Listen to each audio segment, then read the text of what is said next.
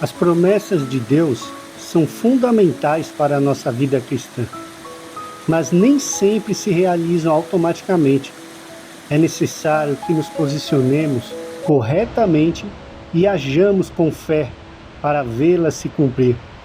Nesta mensagem, exploraremos princípios importantes para romper nas próximas e promessas divinas, usando como base a história de Ana no livro de Samuel. A importância das promessas de Deus. Todos nós temos promessas de Deus para nossas vidas. Mesmo que não tenhamos recebido uma palavra profética específica, a Bíblia está repleta de promessas para os seus filhos de Deus.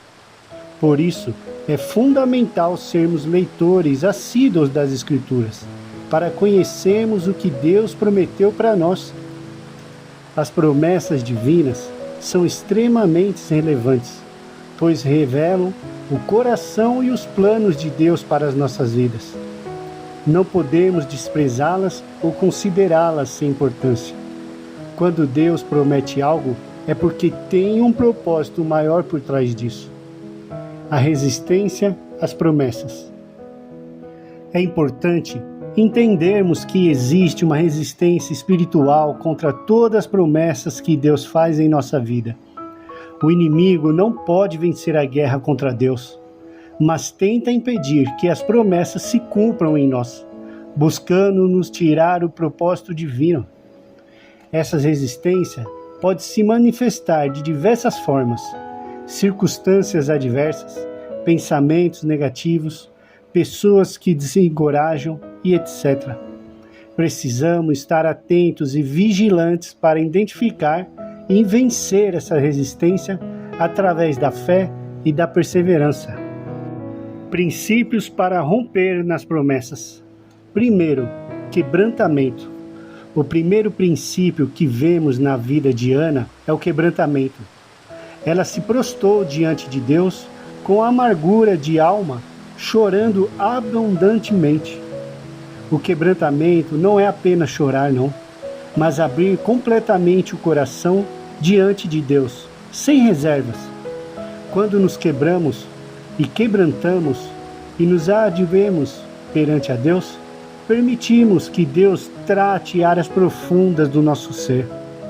Muitas vezes carregamos feridas e traumas que nem percebemos, mas que afetam nas nossas decisões e atitudes. O quebrantamento permite que essas coisas venham à tona para serem curadas. 2. Me dá que eu te dou. Ana fez um voto a Deus, prometendo que se ele lhe desse um filho, ela se consagraria ao Senhor por todos os dias da sua vida. Esse princípio de me dá que eu te dou demonstra desprendimento e confiança em Deus. Muitas vezes pedimos coisas a Deus apenas para o nosso próprio benefício, mas quando nos dispomos a usar o que Deus nos dá para seus propósitos, abrimos as portas para bênçãos ainda maiores. Devemos ter cuidado para não amar as coisas deste mundo, mas do que Deus a dá. 3. Orar demoradamente. A Bíblia diz que Ana perseverou em oração diante do Senhor. Precisamos desenvolver uma vida de oração consistente, dedicando tempo de qualidade para estas presenças quando você está na frente de Deus. Não podemos nos contentar com orações apressadas e superficiais. Jesus é o nosso maior exemplo nesse aspecto. Ele frequentemente retirava-se para orar, às vezes passando a noite inteira em comunhão com o Pai. Se o propósito do Filho era ficar, Deus priorizava o seu tamanho, tanto em oração como em presença, quanto mais nós precisamos desse tempo íntimo com Deus. Concordância, número 4. Quando o sacerdote Eli disse a Ana: vai em paz, e o Deus de Israel te conceda a petição que lhe fizestes, vemos o princípio da concordância em Deus. Jesus ensinou que dando 2 concordam na terra sobre qualquer coisa que pedirem. Isso lhe será feito. Orar em concordância com outro irmão na fé ativa algo poderoso no céu. Por isso, é tão importante estarmos em comunhão na igreja, participando de células em grupo de oração. Não fomos criados para viver no isolamento na fé. 5. Autoridade.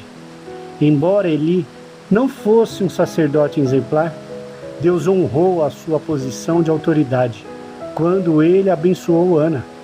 Isso nos ensina sobre a importância de reconhecermos e nos submetermos à nossa autoridade que Deus nos dá, colocando em nossas vidas, seja na igreja, em casa, no trabalho ou na sociedade. Quando nos alinhamos à autoridade estabelecida por Deus, nos colocamos debaixo de uma cobertura espiritual que traz proteção e bênçãos. Isso não significa obediência cega, mas sim respeito e honra às posições de liderança. 6. Fé. Após receber a bênção de Eli, Ana foi o seu caminho e comeu. O seu semblante já não era mais triste. Ela demonstrou fé, agindo como se já tivesse recebido o que pediu, mesmo antes de engravidar. A fé é essencial para agradar a Deus e para vermos suas promessas se cumprirem em nossas vidas. Precisamos cultivar uma fé robusta para que não se abala diante das circunstâncias diversas. Isso requer alinhar-se constantemente da palavra de Deus e exercitar a confiança nele todas as situações de sua vida. 7. Adoração. Ana e seu marido adoraram perante o Senhor, antes mesmo verem a resposta à sua oração. A adoração não deve depender das circunstâncias, mas ser uma expressão constante no nosso amor e gratidão a Deus. Adoramos a Deus não apenas com cânticos, mas com nossa vida, nosso tempo, nosso recurso. Quando priorizamos a adoração, mesmo em meio a lutas, demonstramos confiança no caráter de Deus e nos alinhamos com o seu propósito. 8. Ação. Por fim, vemos que Encana conheceu Ana, sua mulher. Nana agiu de acordo com sua fé, dando os passos necessários para ver as promessas se cumprir. A fé sem obras é morta. Muitas vezes esperamos que Deus faça tudo sobrenaturalmente, mas Ele geralmente usa meios naturais para realizar os seus propósitos. Precisamos agir em fé, fazendo em nossa parte enquanto confiamos em Deus para fazer o que só Ele pode fazer. Conclusão: romper nas promessas de Deus requer um posicionamento correto da nossa parte.